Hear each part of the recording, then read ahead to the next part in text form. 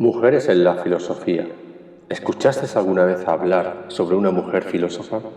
¿Cuántas mujeres protagonizan la clase de filosofía y sirven de modelo para las nuevas generaciones? Quizás Hipatia, de sobra conocida, y ahora, gracias a la película de Alejandro Amenábar, Ágora, o tal vez Teano, esposa de Pitágoras, que dirigió la escuela pitagórica a la muerte de éste, fueran las mujeres más importantes del pensamiento filosófico antiguo.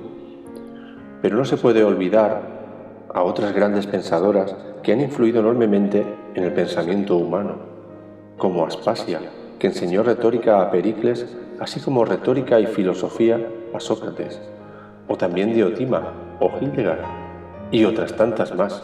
No fue hasta finales del siglo XVII cuando se publicó por primera vez un libro bajo el título de Historia de mujeres filósofas, editado por Herder, escrito por Gilgamesh y dedicado, según el autor, a la más sabia de las mujeres actuales y del pasado. Anne Lefebvre-Classier, una intelectual francesa, editora y traductora de clásicos griegos y latinos. Cuando Umberto Eco echó un vistazo a la obra, explicó que tras haber hojeado al menos 3 enciclopedias actuales sobre filosofía, no encontró ninguno de los nombres que cita Menage en su libro. El autor italiano aseguró tras este análisis que no es que no hayan existido mujeres que filosofaran, es que los filósofos han preferido olvidarlas, tal vez después de haberse apropiado de sus ideas. Nos encontramos que la filosofía antigua se basaba en una orientación práctica del saber. Sin embargo, la filosofía medieval centra su interés en Dios y en la fe. Así, en la filosofía moderna, el ser humano pasa a ser el centro del universo. Antes de Hegel, los filósofos vivían en la verdad y daban testimonio con su vida de esa verdad. Después se vuelve una profesión de escritorio y los filósofos pasan de ser personas que viven la verdad a personas que cuentan historias en el aula. En la Grecia antigua, cuna del conocimiento occidental, origen de la filosofía, una larga lista de hombres pensadores, científicos y matemáticos dieron luz al pensamiento. Entre todos aquellos hombres, pocas fueron las mujeres escogidas, que tuvieron el privilegio de equipararse a ellos en talento. En la filosofía antigua nos encontramos que las protagonistas las conocemos porque fueron hijas de o esposas de. Aún así, esto seguirá ocurriendo con otras filósofas a lo largo de la historia. No se han conservado sus obras y si las conocemos es porque otros filósofos las citan en las suyas. Casi todas las filósofas que aquí vamos a tratar se pueden considerar precursoras del feminismo, porque todas se han rebelado contra la condición que les era impuesta por su género. Las mujeres no tenían derechos civiles y sus tareas se limitaban al cuidado de la casa y a la educación de los hijos. Se les excluía de la vida pública. Así era el rol tradicional de la mujer en Atenas y de lo que se considera una esposa buena y honrada. El único papel de la mujer era ser la sombra de su esposo y pasar desapercibida.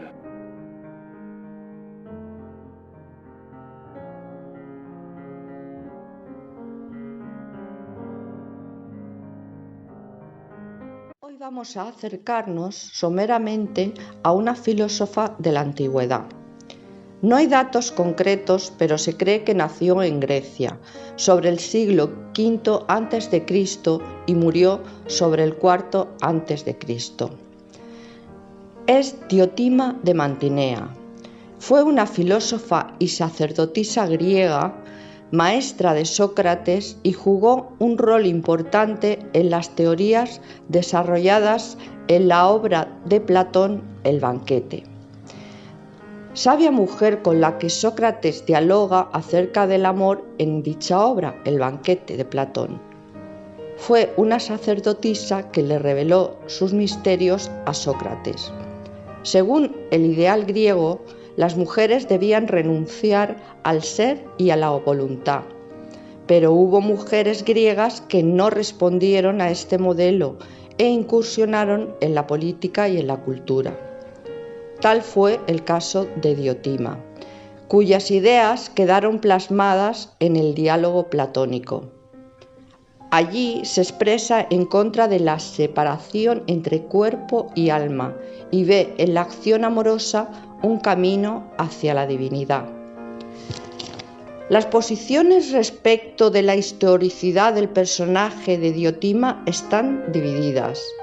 Por un lado, aquellos que sostienen su existencia fundamentan su opinión en testimonios de autores antiguos. En el pasaje referido a la sacerdotisa, en el banquete de Platón, quien solía introducir en sus diálogos personajes históricos, y en un relieve en bronce que la retrata y que se encuentra ubicado en el Museo Nacional de Nápoles actualmente.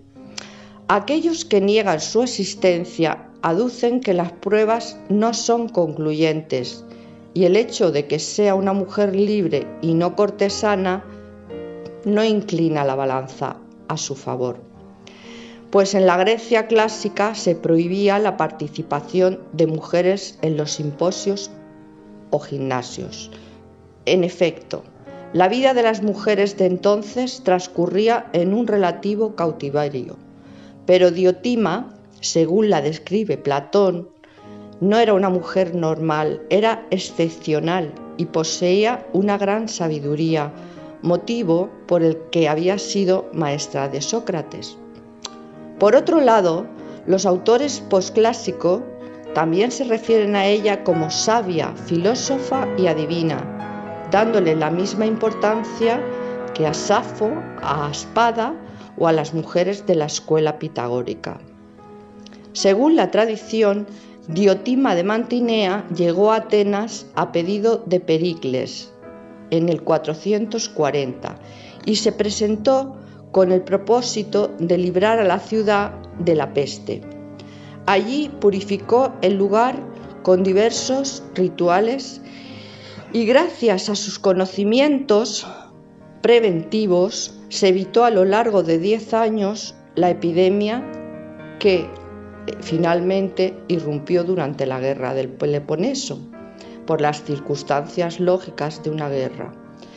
El joven Sócrates la conoció entonces y el encuentro fue decisivo, pues la sacerdotisa lo inició en los misterios de Eros según la tradición órfica. Platón revela en el banquete las teorías de Diotima desarrolladas por Sócrates acerca del amor, y este último dice deberle a la sacerdotisa todo lo que sabe al respecto. Los conocimientos de Diotima tienen origen en la sabiduría antigua, que se basa en la observación de la naturaleza y conjuga las actividades religiosas con la enseñanza y la medicina, cuando el conocimiento era un todo. Diotima le propone a Sócrates una genealogía del amor basada en la posibilidad de que éste sea hijo de la circunstancia y de la necesidad. Su tesis principal es que en realidad el amor es un anhelo por la inmortalidad. Este deseo de alcanzar la inmortalidad es lo que conduce a las personas a procrear, a fin de generar una continuidad del alma, que entiende no es eterna. En este sentido, si el alma no consigue esta continuidad, deja de existir cuando el cuerpo muere y no alcanza la inmortalidad. Por otro lado, Diotima plantea que existen dos tipos de amor, el físico y el espiritual. Mientras que el amor físico trata de lograr la continuidad del alma y la inmortalidad a través de la descendencia, el amor espiritual da a luz pensamientos e ideas que son inmortales. Así, el fin último del amor es ayudar a las personas a ascender hasta alcanzar el conocimiento divino.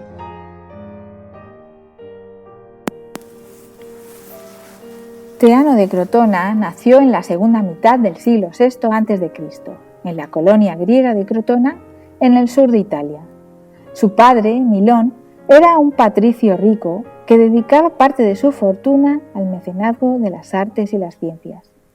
Entre sus protegidos se encontraba el filósofo Pitágoras, quien había fundado su escuela filosófica en Crotona, y allí envió Milón a su hija. Entre los pitagóricos se encontraban tanto hombres como mujeres, que formaron un grupo selecto de filósofos y matemáticos. Algo extraordinario si tenemos en cuenta que en aquella época la mujer apenas podía hacer algo relacionado con la ciencia. En la escuela pitagórica no había ningún tipo de restricción por género, aunque era muy conservadora para todo lo demás. Teano fue una buena alumna que con el tiempo llegó a ser maestra. Se casó con Pitágoras, a pesar de la diferencia de edad, pues el filósofo era mucho mayor que ella. Después de la muerte de su marido, Teano se hace cargo de la escuela y junto a sus hijos extiende por toda Grecia la labor que Pitágoras había iniciado. Escribió un extenso número de tratados sobre filosofía, matemáticas, medicina, física y cosmología, y es considerada por muchos como la primera mujer matemática de la historia. La finalidad de su filosofía es entender mejor el alma, que es inmortal y se reencarna después de la muerte, mientras que el cuerpo, por su parte, es una suerte de prisión para el alma. Desarrolló las teorías pitagóricas relacionadas con la existencia de números naturales en todas las cosas y con la posibilidad de poder expresar numéricamente la medida de cualquier elemento de la naturaleza. A su entender, nada permanece aislado en el mundo, todo está relacionado con todo. También planteó por primera vez la existencia del número áureo, un número con infinitas cifras decimales que marcan las proporciones que nos resultan más armoniosas. Teano era una férrea defensora del orden y la armonía, no solo en las matemáticas, sino en la vida en general. La esposa de Pitágoras fue una mujer defensora del orden establecido y, como consecuencia, creía en la necesidad de mantener la tradición. En este sentido, creía que el papel de la mujer era el de la vida privada, como esposa y madre, y no aspirando a la vida pública en favor del mantenimiento del orden determinado. Teano de Crotona es una figura emblemática, no solo dentro de la escuela pitagórica, sino también dentro de las matemáticas, y que debe formar parte de nuestra historia. Aspasia de Mileto. Nace aproximadamente en el 470 a.C. en la ciudad griega de Mileto, situada en la península de Anatolia, en la actual Turquía. Su nombre significa la bella bienvenida. Su padre era Axíoco, de familia adinerada, de ahí la excelente educación que recibió. A los 20 años se traslada a vivir a Atenas, donde además de ser mujer, Aspasia tuvo que convivir con otra etiqueta, ser extranjera. Para los atenienses, los extranjeros no podían, al igual que las mujeres, participar en las decisiones de la ciudad. Nuestra protagonista reúne en su persona ambas condiciones, dos formas de alteridad, en una sociedad basada en el predominio del varón. Aprovechando su gran inteligencia y cultura, fundó una escuela de filosofía y declamación para jóvenes. De esta forma, y en poco tiempo, adquirió un gran prestigio y fama en la ciudad. La aristocracia ateniense estaba muy preocupada por la gran cantidad de matrimonios entre hombres de la aristocracia y mujeres del pueblo llano, incluso con hetairas. Aspasia era una de ellas. A las jóvenes aristócratas atenienses les resultaba cada vez más difícil conseguir un joven aristócrata para el matrimonio, y esto preocupaba a las ricas familias de Atenas, pues impedía el desarrollo de políticas de alianzas, de concentración de riquezas y poder a través de los enlaces matrimoniales. El todopoderoso Pericles decidió atender estas peticiones de los más importantes de Atenas, mediante la prohibición del matrimonio entre hombres y mujeres de distinta clase social. Pericles estaba casado con una aristócrata ateniense y tenía dos hijos, Jantipo y Paralos. Ante la fama que iba adquiriendo Aspasia, el propio Pericles decidió acudir a su academia para oírla.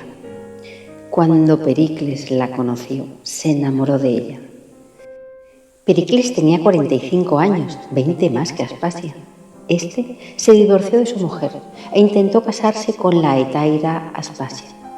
La oposición social ateniense fue muy fuerte, pues significaba incumplir su propia ley matrimonial que había impuesto en Atenas, por lo que desistió y se la llevó a vivir con él, pero sin ningún vínculo.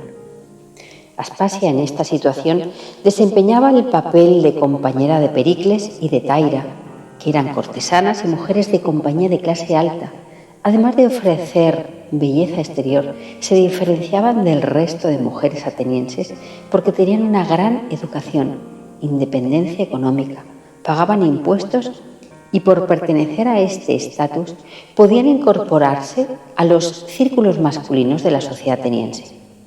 Las hetairas estaban profundamente instruidas en la oratoria o retórica. En vista de su inteligencia, Pericles la convirtió en una de las mujeres de confianza de su gobierno. Se dice que era Aspasia la que escribía sus discursos. Aspasia se adaptó muy bien al círculo de amistades de Pericles. Allí estaba el sofista Anaxágoras, Sócrates, Platón, Aristófanes, Jenofonte, Plutarco y muchas mujeres acudían a oírla. Tanto Sócrates como Platón la reconocen como su maestra. Sócrates frecuentaba sus servicios y recomendaba a sus discípulos estudiar con ella. Aspasia y Pericles tuvieron un hijo, Pericles el joven o Pericles II, y se dice que Aspasia, además de ser su madre, fue su maestra. Aspasia organizaba grandes fiestas, como una que tuvo una duración de 9 días y 9 noches, a la que asistieron más de 3.000 invitados, todo lo más granado de Atenas, que fueron atendidos por más de 9.000 personas. La atracción principal de la fiesta era la presentación de Dionisos y de su gran comparsa. Como novedad, había una fuente de 6 caños y de cada uno de ellos brotaba una clase de vino distinto. Aspasia consiguió estar en el centro político e intelectual de Atenas, rompiendo así con el rol social de la mujer casada ateniense, lo que provocó en muchos cómicos de la época el señalamiento hacia la pareja y como consecuencia Aspasia de Mileto fue víctima de la ridiculización. El poeta Hemipo la obligó a comparecer frente a la justicia bajo doble inculpación, impiedad y libertinaje. Salió inocente, pero Pericles tuvo que emplearse a fondo en su defensa. Habló durante mucho tiempo ante el tribunal y tuvo que recurrir a todo su prestigio y elocuencia para lograr su salvación. Resultó una experiencia muy desagradable para ambos. Pericles muere por la peste en el año 429 a.C. y un año antes de su muerte, los atenienses permitieron modificar la ley del año 451, por lo cual permitía ser ciudadano legítimo al hijo que había tenido con Aspasia. Esta decisión resultó sorprendente, porque esta ley fue del propio Pericles, por la que se limitaba la ciudadanía a aquellos que naciesen tanto de padre como de madre ateniense. Después de la muerte de Pericles, Aspasia se casó con Lisicles, un rico ateniense, con el que tuvo un hijo, Poristes. Era un hombre mucho más tosco que Pericles, aunque llegó a ser arconte durante su matrimonio con Aspasia. Se dice que Lisicles se convirtió en un orador elocuente gracias a ella. Murió a los 2 años de su matrimonio. Tras la muerte de su segundo marido, Aspasia se retiró de la vida pública y se trasladó al campo. Fundó la Academia de Elocuencia y de Arte Amatorio, a la que iban a aprender las jóvenes que aspiraban a la carrera como hetaira. Una de sus mejores discípulas fue Lais de Corintio.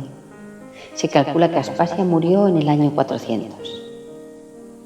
Nuestra protagonista daba gran importancia al poder de las palabras. Aseguraba que con un discurso bellamente expuesto sobreviene el recuerdo de las acciones gloriosamente efectuadas y el homenaje para sus autores, parte de los que la escuchan.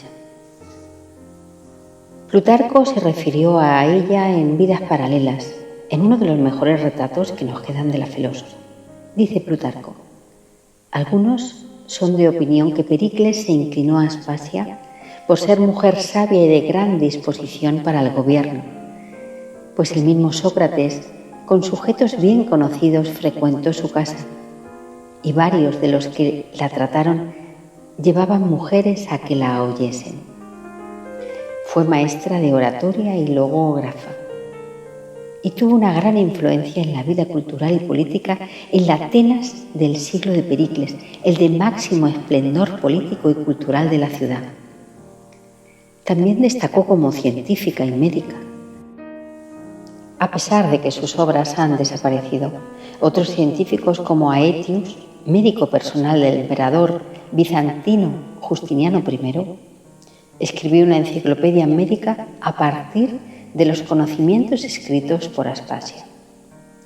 La obstetricia, la ginecología y la cirugía fueron sus ámbitos de actuación y de investigación. Fue capaz de detener y prevenir embarazos de riesgo y desarrolló remedios naturales para el posparto. Enseñó retórica a hombres y mujeres, algo que no era frecuente en Atenas, que un hombre fuera discípulo de una mujer. Su influencia puede verse en el hecho de que solo Sócrates y Platón defienden el hecho de que la mujer podía ser instruida, porque su naturaleza era igual al varón y tenía las mismas capacidades. Nos sumamos al pensamiento de que Aspasia formó su personalidad al margen de los convencionalismos sociales de una Atenas que, consciente del peligro que suponía que las mujeres acudiesen a la cultura y pensasen, las apartaba a la oscuridad del gineceo, elaborando leyes que le prohibían socializarse mínimamente como personas. Y en este recuerdo nos quedamos con la bella Aspasia.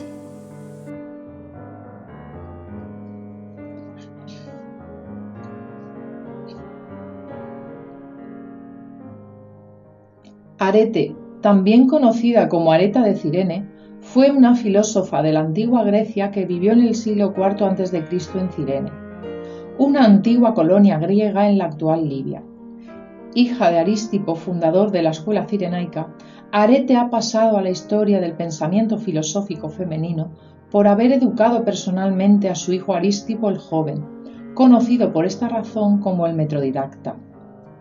No se tiene mucha información acerca de ella, pero parece ser que gozó de gran prestigio dentro de la escuela y que pasó a dirigirla a la muerte de su padre.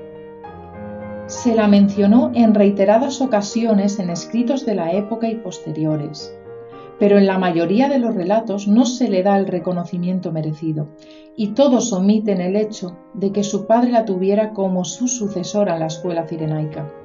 Sin embargo, sí que destacan a su hijo Arístipo, responsable de la formalización de la escuela fundada por su abuelo. Es este otro de los casos dentro de la historia en que mujeres brillantes han sido relegadas sin razones que lo justifiquen. Arete, marcada por el pensamiento de Sócrates, enseñó en Atenas filosofía moral y material durante 35 años. Escribió numerosos tratados recopilados en unos 40 libros y contó con unos 110 filósofos como discípulos suyos. Lo cierto es que esta mujer fue gran emprendedora y su búsqueda de la verdad y el conocimiento no se detuvo a pesar de su entorno. A su muerte, sus conciudadanos, afectados por su pérdida, inscribieron en su sepultura el siguiente epitafio: aquí yace Arete, esplendor de la antigua Grecia, con la belleza de Helena y la virtud de Penélope, la pluma de Arístipo, el alma de Sócrates y la lengua de Homero.